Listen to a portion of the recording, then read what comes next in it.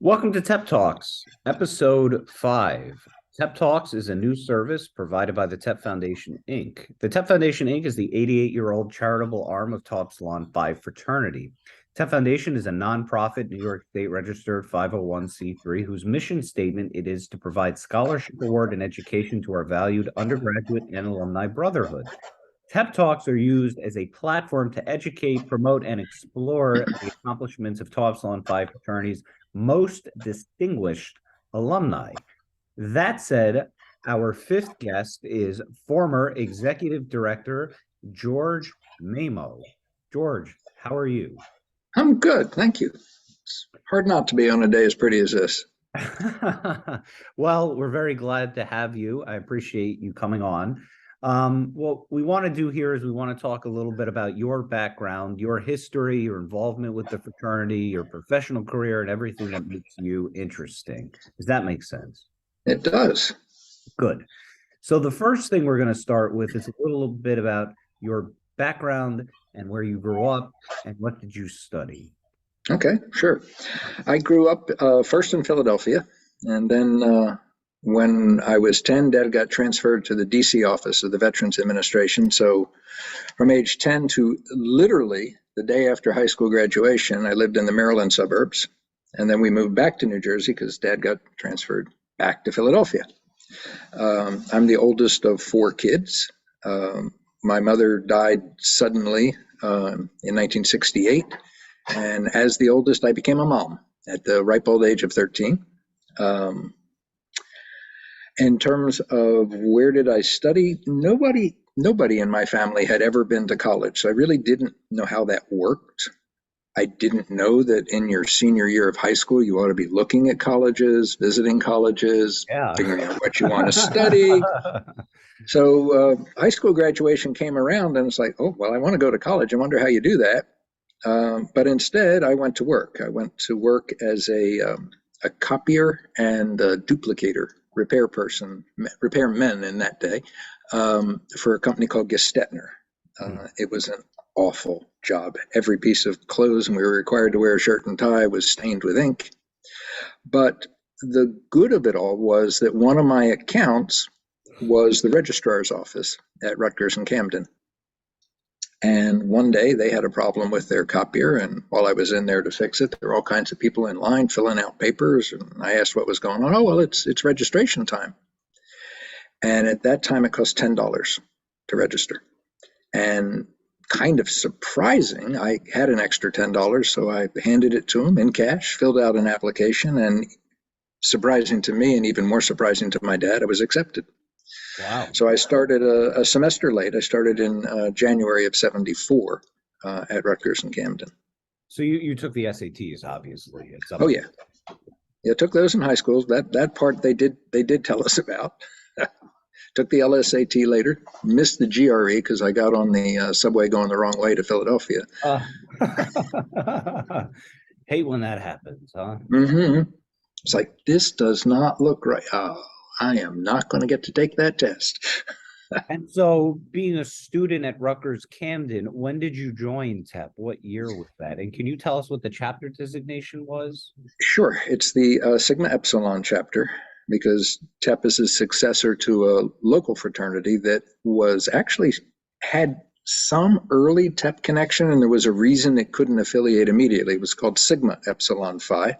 And so when it became a chapter of TEP, it retained the Sigma Epsilon. I actually pledged TEP twice.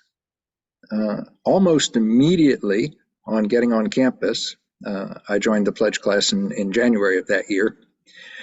Pretty quickly figured out that this college thing was going to take more time than I thought, and the fraternity was going to take a lot more time than I thought.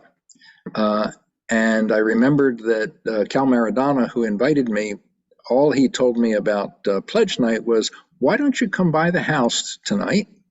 Oh, and wear a tie. And the next thing I knew, I was standing there with, repeat after me, say your name here. I was getting pledged. So a couple of weeks into it, I wrote a letter to the chapter and said, I really need more time to get myself established. I appreciate it, guys. I hope you'll let me try next time. And they did. And so I actually joined the fraternity fall of '74.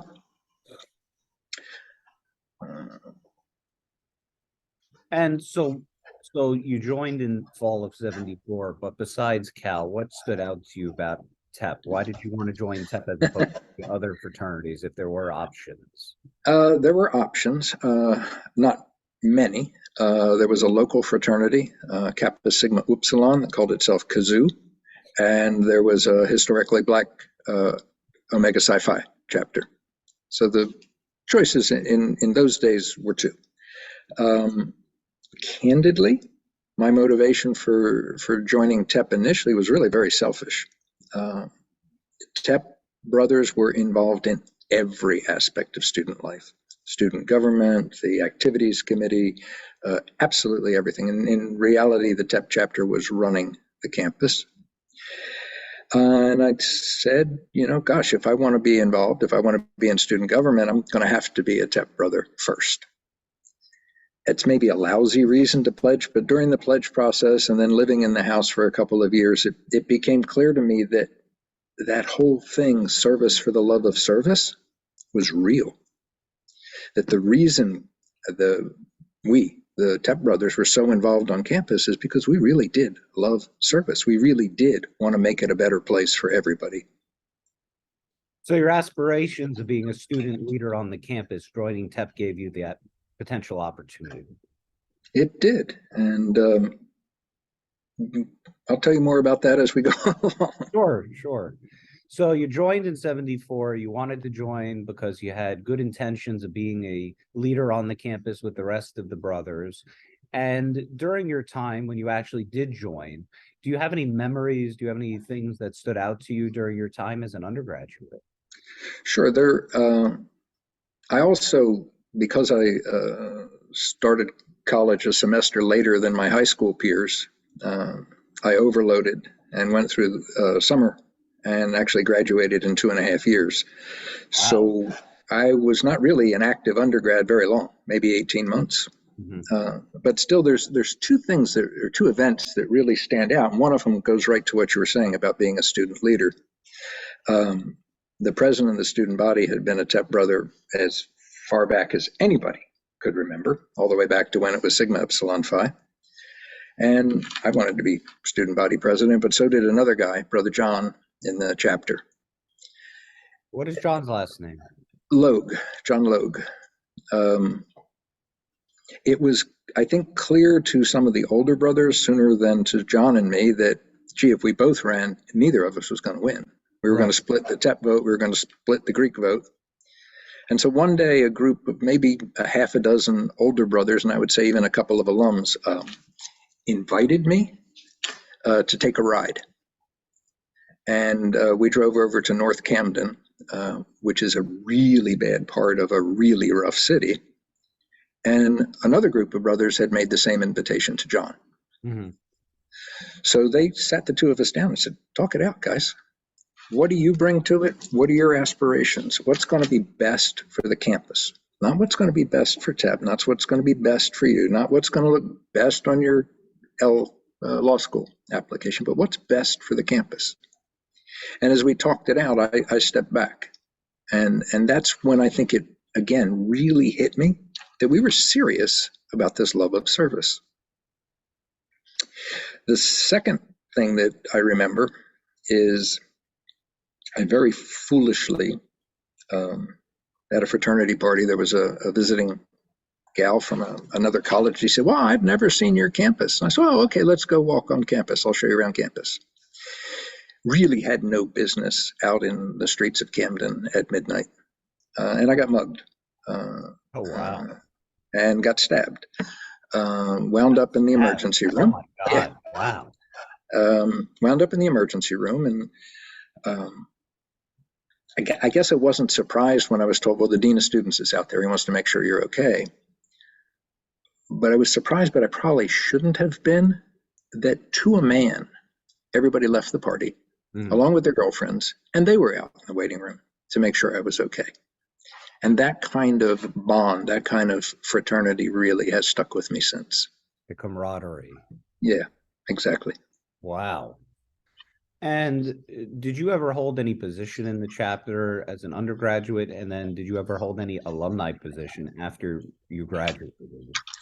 I had two undergraduate offices. I was warden for what we called TEP 15. And the much more important position that I held was beer chairman. Mm.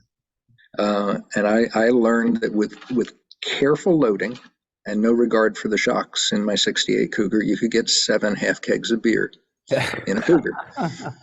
Well, can you tell everybody what the drinking age was back in 1974?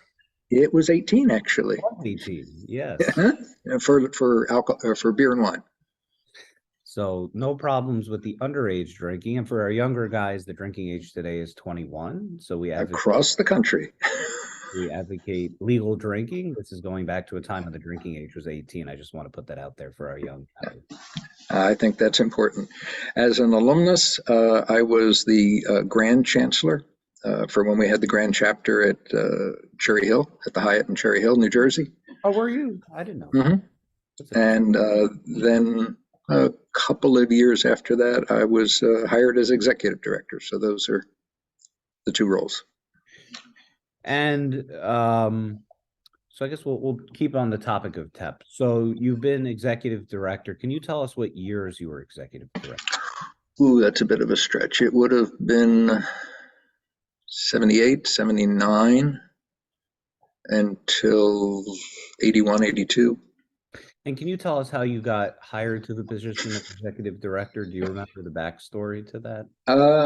I think I was asked to apply, and at the point that they were actually doing interviews, it had come down to two guys, a guy from Johns Hopkins, whose name I don't recall, and me. The hiring committee was all members of the Grand Council, none of whom really hired people. And so what I remember most vividly about the interview was Herbie Abrams, who was the chapter advisor to the chapter at Georgia. Sure. And we're all sitting there on Sunday afternoon. He pulls out a stack of papers and in his intentionally exaggerated Southern scrawl and drawl. Well, I've never really interviewed, so I went by the placement office and I got a copy of the 100 most frequently asked questions in an interview. Number 1. And he started to go down the list. Thankfully, he didn't go down all 100, but he went down a whole lot of them on that list.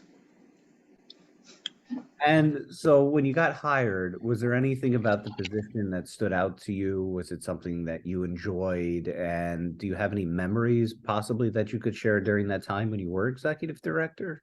Oh, absolutely. First, I was the first non-Jewish Executive Director. I think that was a challenge for some of the members on the board. I can remember one consul as we were driving across Connecticut explaining to me that the problem with TEP is we don't have enough good Jewish boys. And I said, Earl, I'm not Jewish. I'm still waiting for Earl's answer. But I had the enviable or not enviable opportunity to follow the famous bald eagle, Sid Suntag, when he retired. Not easy shoes to fill, although I did have him kind of beat in the hair department. He wasn't very, didn't have a lot of hair. Yeah. No, his dog had even less. I don't know if you know that. He had a bald dog. I didn't even know he had a dog. He had a dog. I think it might have been a poodle, but it was the most pitiful, bald-looking critter I'd ever seen. Probably one of the best memories as executive director was being at the Xi chapter at MIT. Commonwealth Avenue. Yep, these were brilliant, but out there, guys. And so when they met me at Logan, it was a 1960 Rambler, I think, but on the fenders were flags with my caricature on them. Yep. And a motorcycle escort back to the fraternity house. So the grand entrance at Xi hasn't changed in 40 years, because when I went there the first time, they have a board that has LEDs and you can make like signs on it and scrolling things. And so when I walked in, it said, "Welcome to the house, Jason. We're glad to have you." Was scrolling right into the kitchen thing that they had there. So the grand entrance of staff and grand council to the Xi house has not changed since 40 years. That's neat. The Xi chapter wrote that up for the Plume, and several years later, there was a one-time publication of something called the Jewish Almanac, and they got our permission to lift that article and include it in their section on the historically Jewish fraternities. So that was kind of cool. The other, two other strong memories. I had a practice of working with the formal leadership of the chapter, but also figuring out who the informal leaders were, who the opinion leaders were. And we would go for a walk and talk and walk and talk, except at USC. Now, it was only partly because USC was surrounded by the barrio, but a bigger part of it was that the chancellor from USC kept a sailboat in the harbor. Oh, wow. Which is really a different experience than I had going to school. So we went out on his boat to have our conversation. And then at Syracuse, the Sigma chapter, if you know anything about Syracuse, you know it's cold in the wintertime. It gets that weird lake effect snow too. The house was in horrible repair, a lot of broken and cracked windows. And so this was, I guess, before I was exec. I was assistant. Sid had me stay there for over a month to try and get things in order. And one day I called the whole chapter together with a window and a frame. I said, "This window is broken, guys. Dollars are leaking out the window.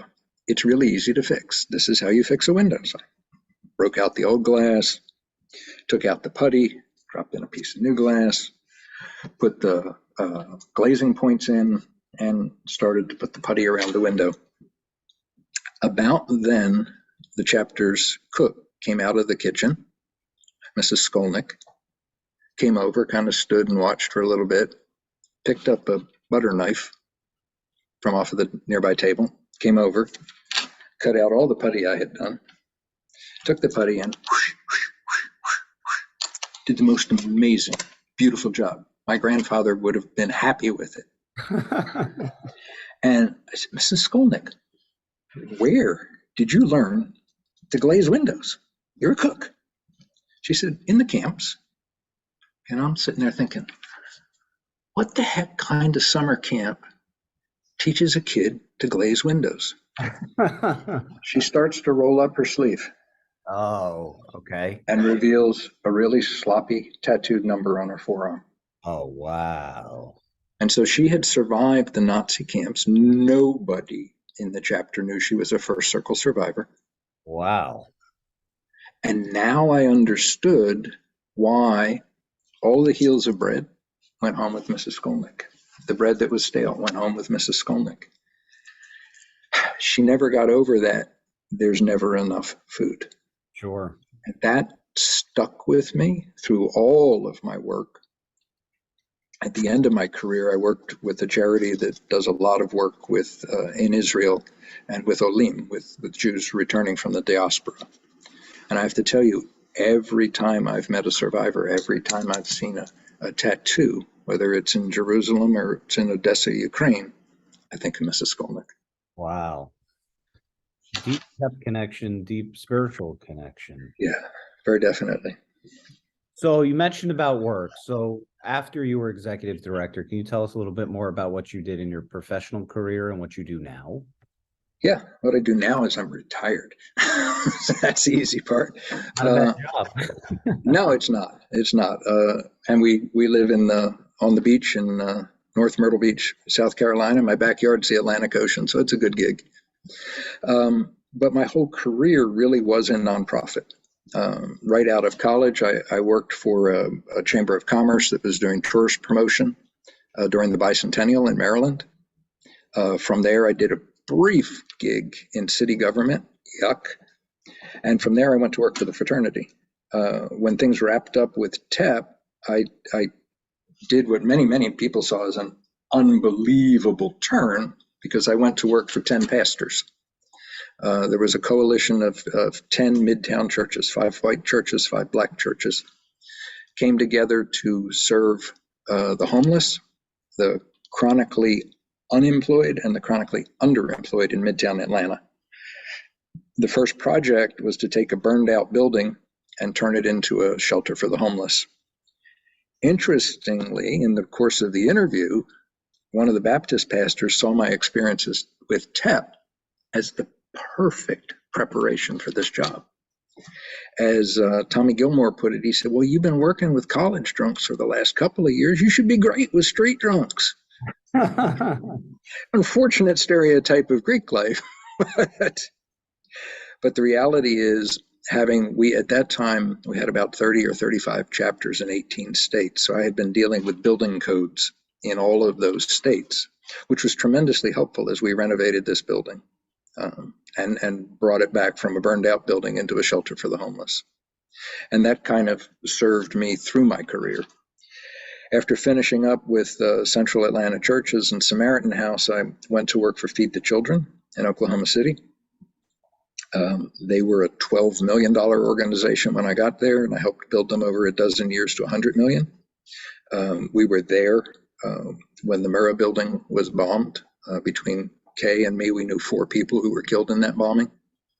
And certainly one of the most meaningful things I did the whole time I was there was direct work with those victims, either people who had lost children, because there was a daycare center in there, a lot of kids were killed, or people who were severely injured and not getting the assistance they needed from the state.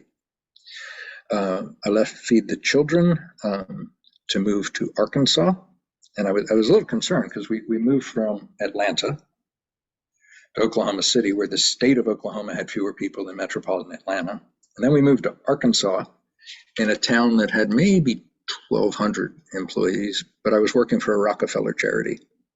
That charity was focused on renewable energy, forestry, natural resources, farming, and women's empowerment. And we worked in about 40 countries, and I was hired as their global director of HR. Wow. I didn't get to all 40 countries, but I got to a whole lot of them. Countries that many people have never heard of, and certainly they're not on your vacation list. They're all developing countries. So there, again, that wanting to make the world a better place, the Tikkun Olim in Jewish thought, in TEP thought, service for the love of service, making the world a better place. I was recruited from there to move to Chicago for the charity that works. It actually is the largest charity in the state of Israel. All of its funding comes from evangelical Christians, but it was led by an Orthodox rabbi, so I worked directly for him. And it kind of come full circle at that point from a board at TEP and the TEP Foundation that I think, except maybe for Al Versace and John Green, was 100% Jewish. And now I'm working for an Orthodox rabbi. So that was good prep. Albert is honorary, though. Yes, definitely. Definitely. And there I spent a lot of time, often months at a time, in Israel, which was phenomenal. And that's where we retired from. And we moved here 3 years ago. About. Yeah. And what do you say the most interesting things were about your career besides helping people and doing good by others and raising money and giving back? I think which kind of covers the question, but is there anything outside of that you found exciting or notable about your career when you were in nonprofits?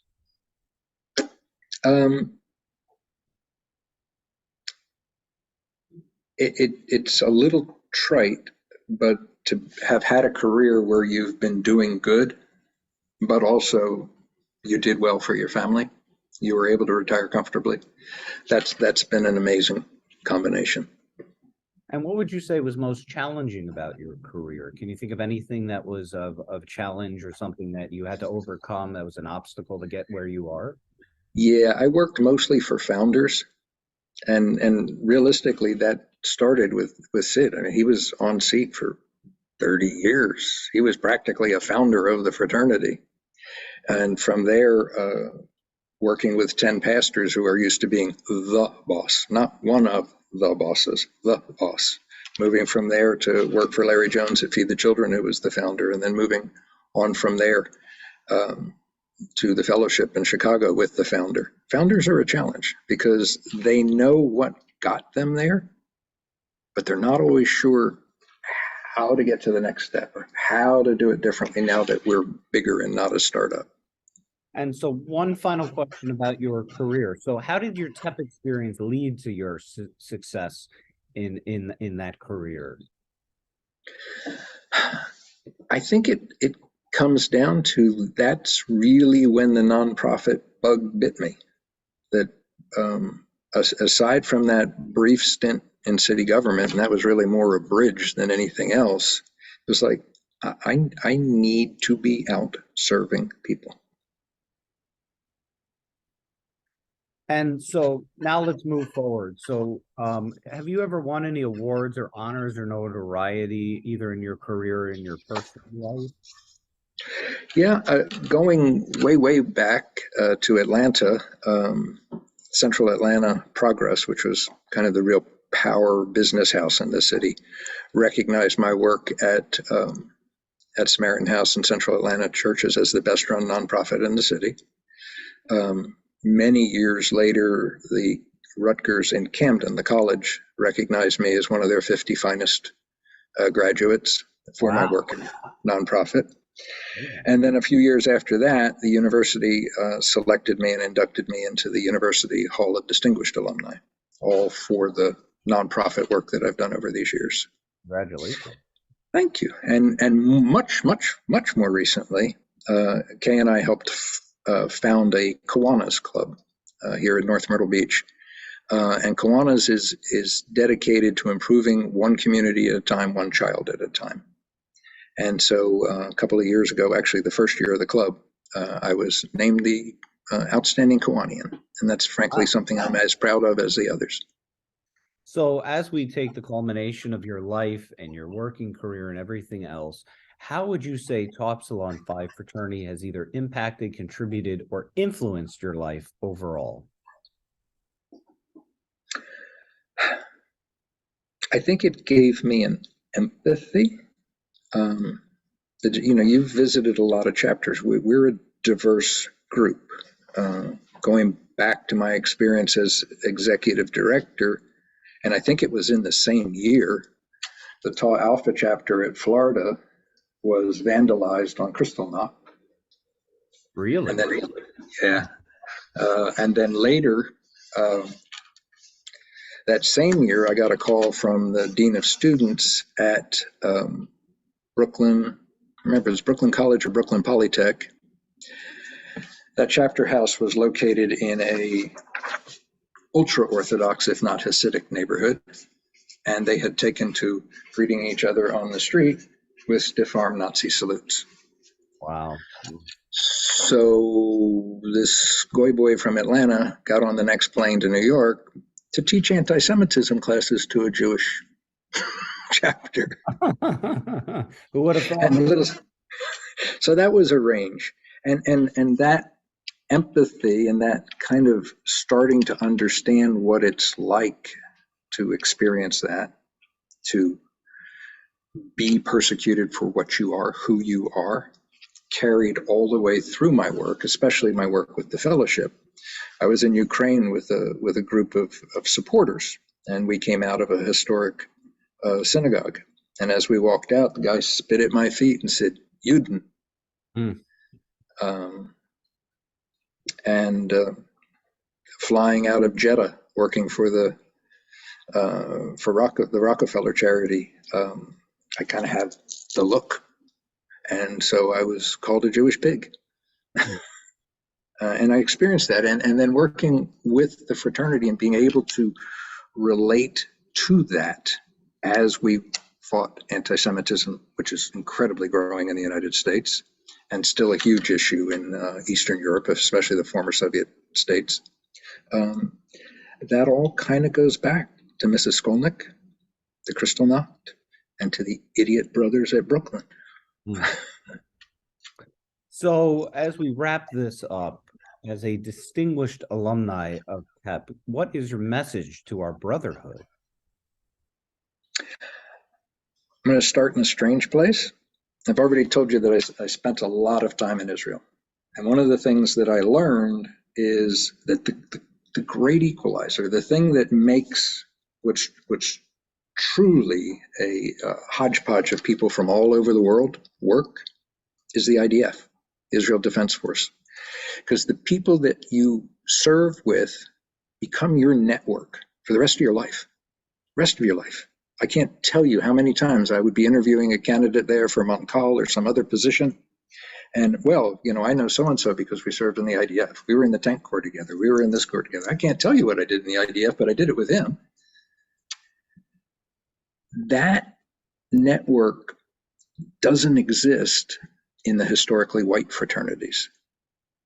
But as I've worked with a lot of Black pastors, I've learned it does in the historically Black fraternities, whether it's Omega Psi Phi or Alpha Phi Alpha. That network goes on forever. And the older brothers are there to help the guys coming out of school to pick a career, to help them with family problems, to sometimes be much more than a fraternal friend, but to be a paternal friend with them, and to help that next generation and the next generation and the next generation. And so I guess my message to alumni and to active brothers now would be, don't leave the love of service when you leave the chapter. Keep it in your heart and do it. Well, it's an extremely powerful message to end on.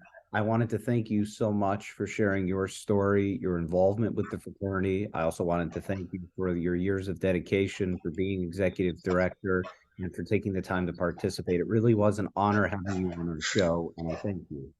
Thank you, Jason. It was fun. So anybody watching, if you are or know of any alumni who would also like to participate in our podcast, please send an email to president@thetepfoundation.org. We want to highlight your accomplishments both within and outside of Tau Epsilon Phi. You can also find information about the TEP Foundation Inc. by going on the web, www.tep.org/foundation. You can also follow us on social media by subscribing to our YouTube channel, following us on Instagram, and or adding our Facebook page. Once again, George Mamo, former executive director, Rutgers Camden, SIGEP, thank you so much. It was an honor and a pleasure. Thank you. Thank you, Brother Jason. Bye-bye.